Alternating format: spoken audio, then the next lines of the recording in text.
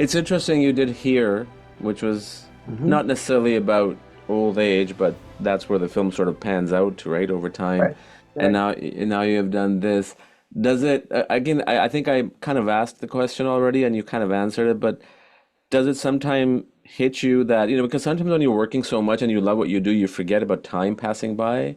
And does it Yes. give you that reminder that, oh, shoot, time has passed? I don't know if it sounds an awkward question, but I'm just, because obviously I'm going to get to that age, and I have from my ta past 20 years, right? Like time Right. flies.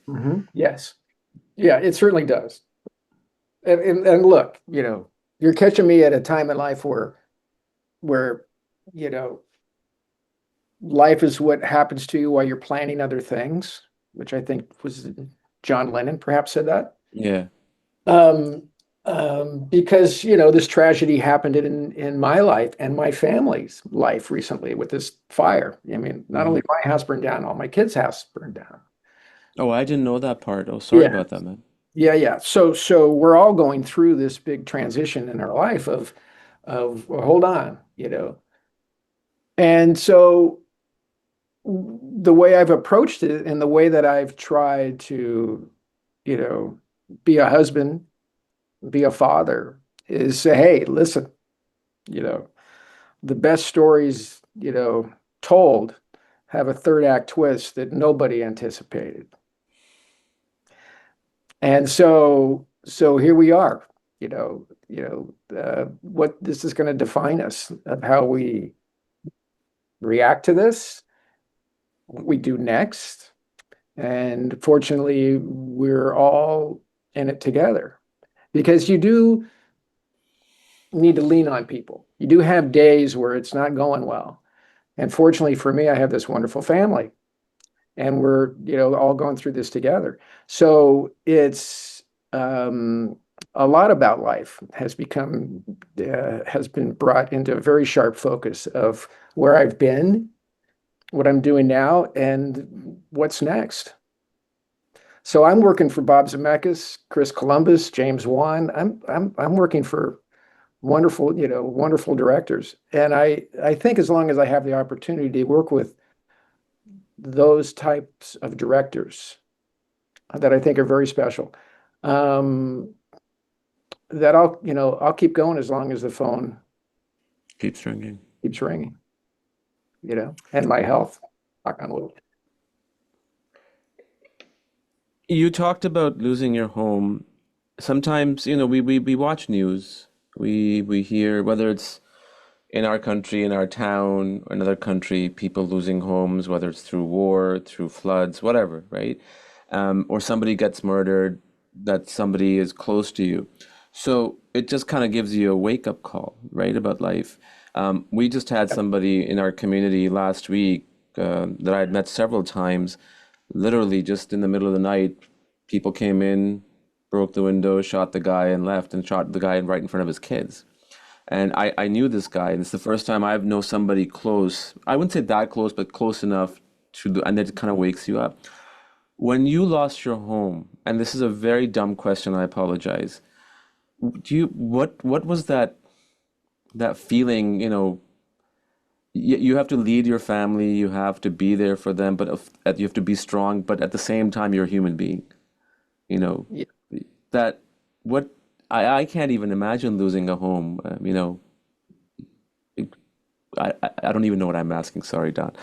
Um, Well, look, I mean, I was in London visiting my son when it happened. He was there shooting a Mark Wahlberg movie. Michael mm, talked to it. And so we were there together, you know, waiting for the axe to fall because my daughters called, they were in a panic, they had kids they had to find and make a run for it, literally out of the houses, and grab the kids and go. They didn't have time to take anything. And my son was with me. His wife was there. We were all very stressed out about what happened. Now, fortunately for us, everybody's okay. Everybody got out. Everybody had places to go. family that would take them in. And and so for me, it it, um, it was, I think, you have this responsibility. You've been dad a long time. You've been, a husband a long time, and I think that um, for me is very, very important um, to be that person. And I had a great mother and father, and I had a father that had polio.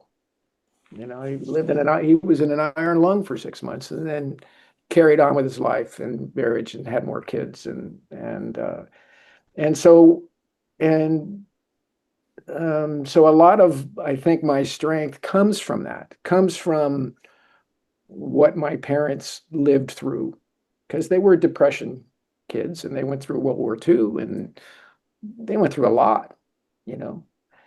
I mean, my life has been, my life is, I grew up in Pacific Palisades. It was a sleepy little town where you knew everybody that lived there, and you went to the local schools. And so we had, I'll call it a Leave It to Beaver kind of upbringing, of family. And so you tap upon, I think, all of that when these things, when tragedies happen in your own life, and I think I've always had kind of a perspective on life of putting a positive spin on what happens. My glass is just half full. It's never been half empty. And I was just born with that. And I had parents that reinforced that idea. And so I just know we're going to land on our feet. I just know we're going to figure it out. And I know, and I'm very proud of my kids and how they've behaved and what they're going through, and taking charge of their own life, family situations.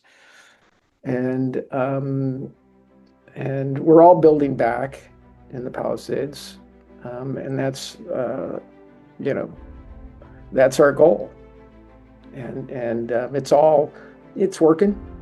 It's not easy, but it's all working. It's all coming together. And so, I think as a parent, I'm as proud as I've ever been of my kids, just in the way that they're handling this situation.